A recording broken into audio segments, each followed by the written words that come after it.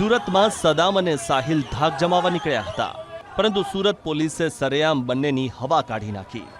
રાંદેર વિસ્તારમાં રહેતા ઇમ્તિયાઝ, સદામ અને સાહિલનો પોલીસે વરઘોડો કાઢ્યો હતો. વાત એમ છે કે આ બંને આરોપીઓ માથાભારે હોવાની છાપ ધરાવતા હતા અને બંને વિરુદ્ધ લાલગેટ અને મૈધરપુરા પોલીસ સ્ટેશનમાં ખંડણીના અનેક ગુના નોંધાયેલા હતા.